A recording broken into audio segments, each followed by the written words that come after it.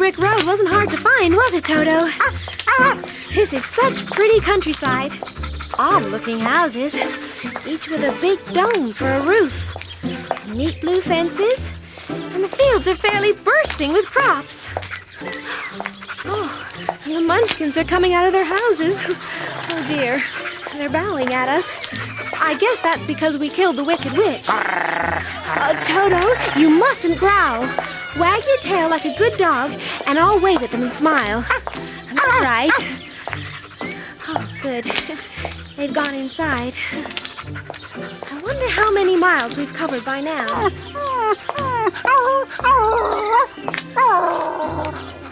Poor Toto. This is a long journey for such a little dog. I know. Let's rest a while in that cornfield. Toto, stop that. It's just an old scarecrow like the ones we have in Kansas. Toto, did you see that? The scarecrow. I think it winked at me. Nonsense. I must have imagined it. Goodness, he nodded. Toto, the scarecrow nodded at me, exactly as though it was alive. Good day. Did you speak? Certainly. How do you do? I'm pretty well, thank you. How do you do? I'm not at all well, for it's very tedious being perched up here night and day. Can't you get down? No, this pole is stuck up my back. Now, if some kind stranger would come along and set me on the ground, I should be greatly obliged to them. Well, I'll certainly try. Let's see. Perhaps I can lift you off. That's very clever of you. Oh, goodness. You're lighter than feathers. 100% straw. Thank you. It's good to be on solid ground. I don't believe this is really happening, but all the same, I'm glad you're feeling better. I owe it all to you. Who are you, and where are you going? My name's Dorothy, and I'm going to the Emerald City to ask the Wizard of Oz to send me back to Kansas. Where is the Emerald City? And who is the Wizard of Oz? Why, don't you know? I don't know anything. I'm stuffed with straw, including my head. I have no brains at all. Oh, I'm awfully sorry. Are you? Can you imagine what it's like, being utterly brainless? Well, I expect it's annoying. Not knowing enough to come in out of the rain, or who discovered America, or how many S's in Mississippi. Exactly. There's a million things I don't know. In fact, I'm so bereft of brains, I couldn't even begin to quantify the magnitude of my ignorance. Magnitude. Excuse me? You said magnitude. It's pronounced magnitude. Oh, see what I mean? I'm a prize ignoramus. It's not your fault. Say, Dorothy. Yes, Scarecrow? Do you think if I went to the Emerald City, this wizard would give me some brains? I couldn't say for sure, but you're welcome to come along. Even if Oz refuses your request, you'll be no more brainless than you are now. I wish I had thought of that. Which way do we go? Through here. We follow the yellow brick road.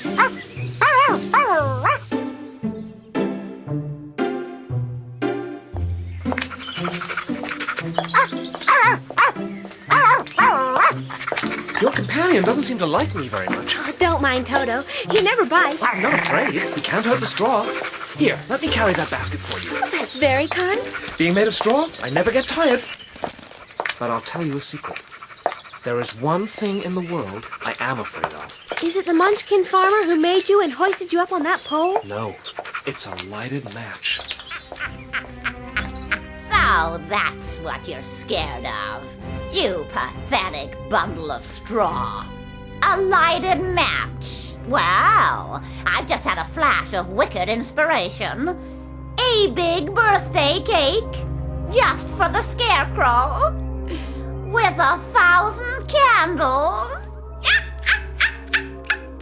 Whoa! Oh, careful! I'm not hurt.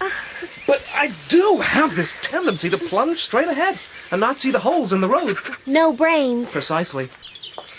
This yellow brick road seems to go on and on. Why don't you eat something from your basket to cheer yourself up? Oh, what a good idea. Would you like an apple? Fortunately, I'm never hungry. Why fortunately? My mouth is only painted. If I should cut a hole in it so I should eat, my stuffing would fall out. That would spoil the shape of my head. I see what you mean. Mind you, in Kansas, I would never even think of offering fruit to a scarecrow. What is Kansas? It's where I'm from. It's not colorful like the countryside round here. It's very flat and gray and windy. Everyone works hard all year round, but there are terrible dust storms, so the crops keep failing. And most of the time, people are left with nothing. You don't say. But I can't understand why you'd wish to leave this beautiful country and go back to the flat, gray, windy place you call Kansas. That's because you have no brains. We have a saying where I come from. There's no place like home. We even embroider it on our cushions. Lucky for you, your heads aren't stuffed with straw.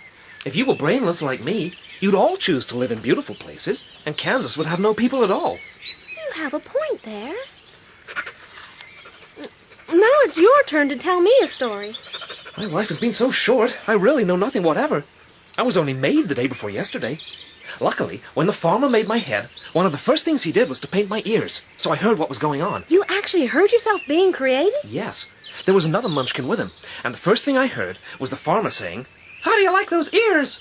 "Crooked," answered the other. "Never mind," said the farmer. "They are ears, just the same," which was true enough. Then what happened? Then he made my eyes and nose and mouth.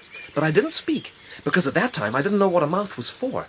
I had the fun of watching them make my body and my arms and legs, and when they fastened on my head at last, I felt very proud, for I thought I was just as good as anyone. And so you are. "This fellow will scare the crows fast enough," said the farmer, and he carried me under his arm to the cornfield, set me up on that pole where you found me. It was a lonely existence, for I'd nothing to think of. No experience, you see, so no memories to keep me company. Weren't there any crows in the field? Oh, yes, dozens of crows appeared, but as soon as they saw me, they flew away again, thinking I was a munchkin. Well, that means you were very effective, Scarecrow. Oh, I was as pleased as Punch to begin with. But soon an old crow flew near, and after scrutinizing me carefully, he perched upon my shoulder, saying, "Any crow of sense can see that you are only stuffed with straw." Oh, dear.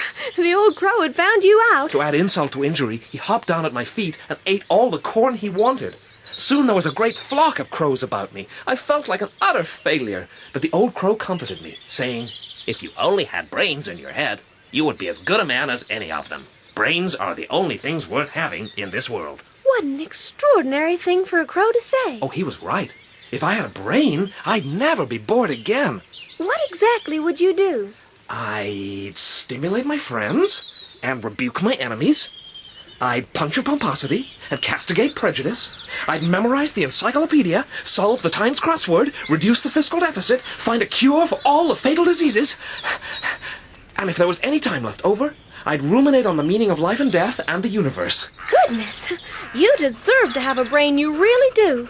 I'm sure the wizard will agree with me when he hears your story. I certainly hope so. It's so unpleasant to know for a fact that one is a fool. Scarecrow, have you noticed that the land around us seems to be getting rougher and darker? I have. And there seems to be an even darker forest up ahead. Oh, dear. The Munchkins warned me that this journey would be unpleasant. Don't worry. If the yellow brick road goes into the forest, it must come out again on the other side. Well, everybody knows that. Certainly. That's why I know it. If it required brains to figure it out, I never should have said it.